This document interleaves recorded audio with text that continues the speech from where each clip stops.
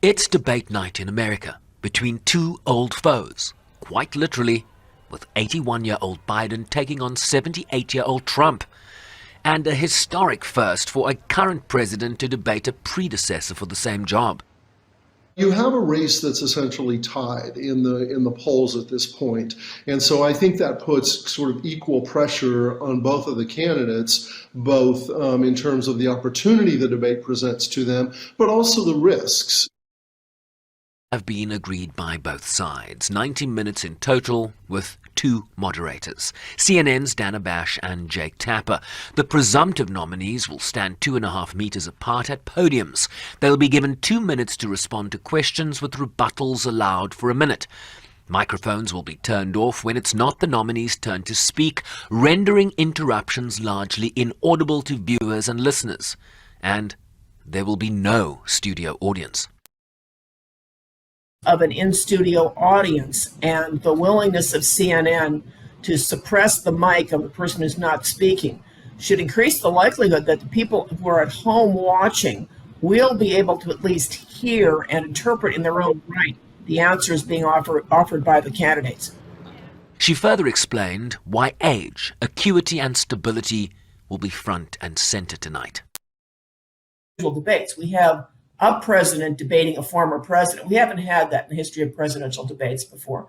So the public is more knowledgeable about both of these candidates as individuals, more likely to know about their temperament, their habits of mind, their disposition. But this year, because of the age of both, there is a need, even if you think you know a lot about both of the candidates, and you're more likely to this year, for you to be able to say, are they mentally acute enough to be president of the United States and mentally stable enough to be president of the United States?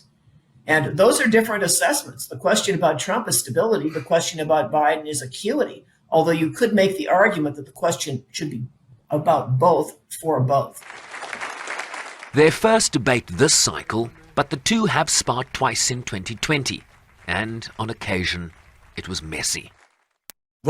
You're going to pack the Make court? sure you, in fact, let people know He doesn't want you're to a answer the senator. question. I'm not going to answer the question Why because wouldn't you answer that because question? the question You want to put a lot is of the new question Supreme Court is justice, the radical question, left. Will you Who shut is up, your, man? Listen, who is Interruptions and talking over each other, the rules this time around seek to avoid, allowing them to focus on the substance. The rising cost of living, inflation, border security and immigration, abortion rights, gun violence, and America's standing in the world, to mention a few.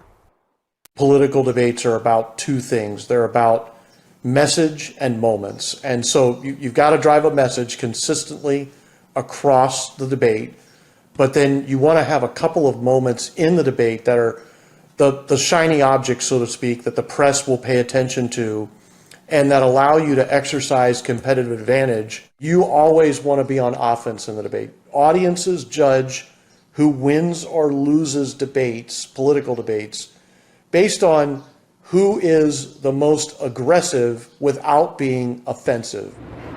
And while support for both candidates is likely already baked in, those middle-of-the-road swing voters and or independents would be determinative in what the pundits are calling a very tight race.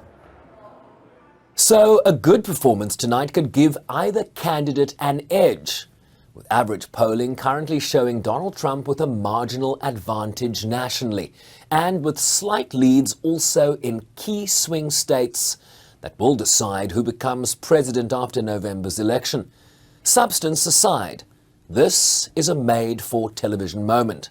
The network hosting tonight expected to easily win the TV ratings war, and given the ears and eyeballs that will be trained on the debate, both candidates will seek to maximize whatever advantage they can lay their hands on. Sherwin Bryce-Pease, SABC News, New York.